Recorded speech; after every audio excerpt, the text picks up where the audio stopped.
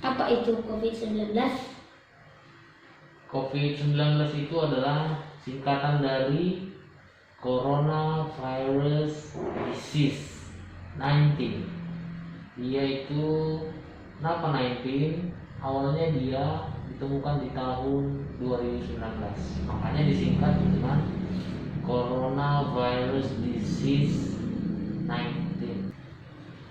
Berapa banyak orang yang terinfeksi di Siantar? Menurut data sampai tadi malam di Pematang Siantar ada 317 orang dengan rincian sebagai berikut. Ada 317 orang dengan pantauan. Ada 5 orang tanpa gejala. Ada 5 orang pasien dalam pantauan dan ada 2 orang yang positif. Ada yang 3 negatif, 1 sudah sembuh, yang meninggal belum ada atau tidak ada, dan yang selesai dipantau ada 1124. Singkatnya, yang positif 2 orang, yang sembuh 1 orang. Demikian.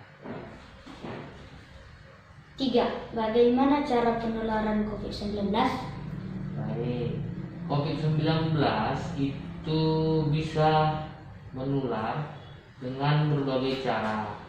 Contoh, dengan batuk.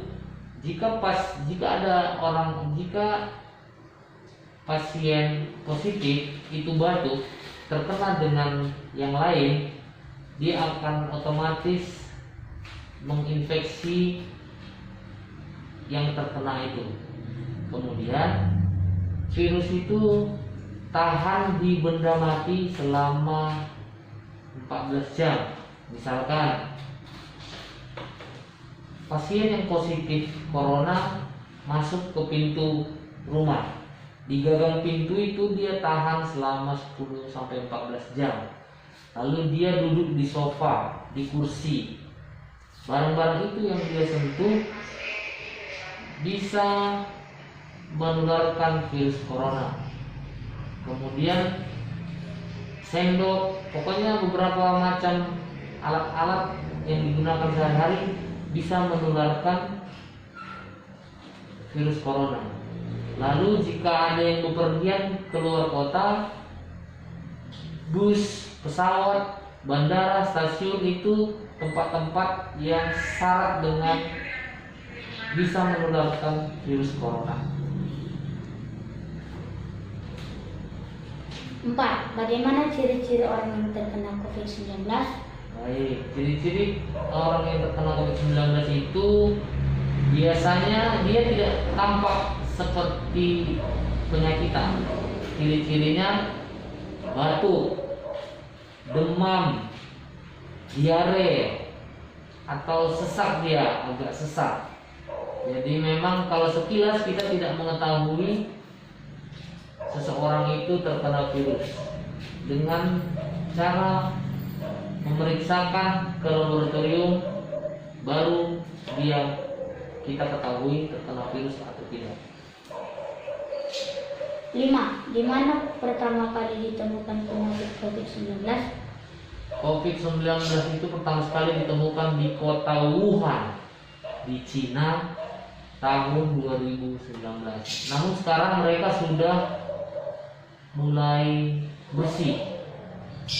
Mereka langsung menanganinya dengan bagus. Sekarang mereka masuk ke 5 besar negara paling aman terhadap virus corona. 6.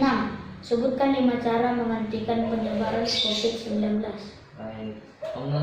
Cara mengurangi atau memberhentikan penyebaran itu, yang pertama kita harus social distancing.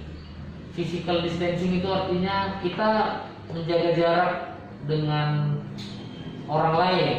social distancing itu mengurangi berhubungan dengan orang lain.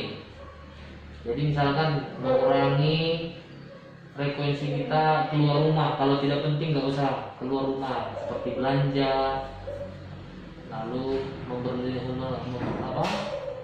menguruskan urusan penting, jangan keluar rumah. Kemudian yang ketiga itu, kalau makan makanan yang sudah betul-betul matang, jangan sembarangan memakan masakan yang kurang matang. Lalu cuci tangan itu secara teratur. Nah, setiap kita selesai beraktivitas, kita harus cuci tangan. Cuci tangannya pun ada dia cara-caranya, tidak sekedar begitu saja. Kemudian batasi sentuhan, jangan menyentuh langsung wajah, hidung, mulut sebelum cuci tangan. Kemudian kita harus jaga kebersihan. Jaga kebersihan ini selalu, bukan hanya karena COVID-19. Kemudian untuk sekarang ini jangan mudik. Jangan mudik karena tadi saya sudah sampaikan, karena tempat-tempat keramaian seperti bandara, stasiun kereta, terminal itu rentan sekali menularkan virus corona, karena kita tidak tahu orang-orang yang lalu lalang itu terjangkit atau tidak. Demikian.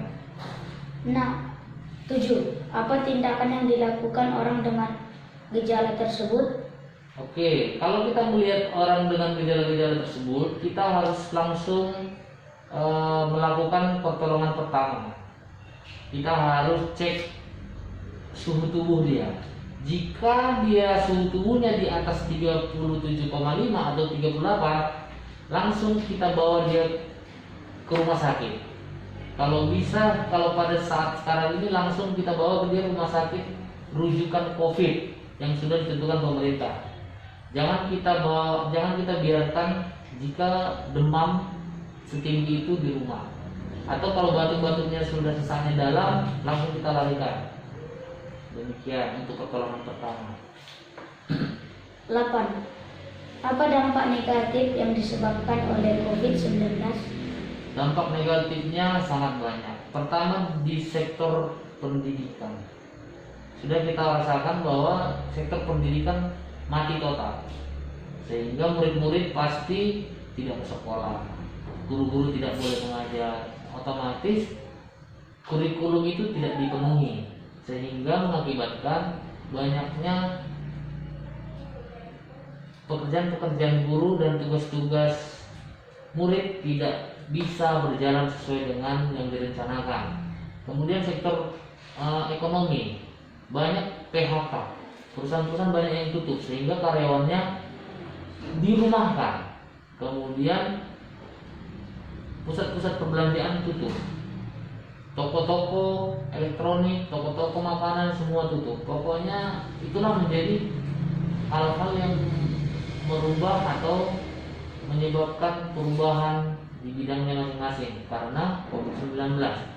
Kemudian sektor sosial juga, kita kurang berhubungan dengan masyarakat, jadi otomatis nilai-nilai sosial sudah turun. Misalnya kita tidak bisa ke pesta, kita tidak bisa bersalam-salaman, bertegur sapa.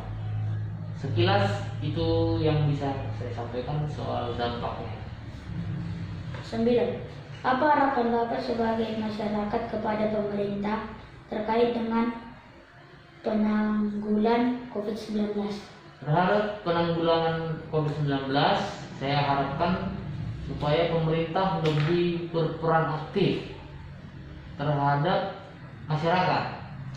Semua perangkat-perangkat pemerintah itu disuruh bergerak untuk menelusuri sampai ke pelosok-pelosok apakah ada masyarakat yang terkena gejala. Setiap jalur-jalur keluar masuk itu diperiksa sehingga lalu lalang masyarakat itu bisa terkontrol. Jadi mengurangi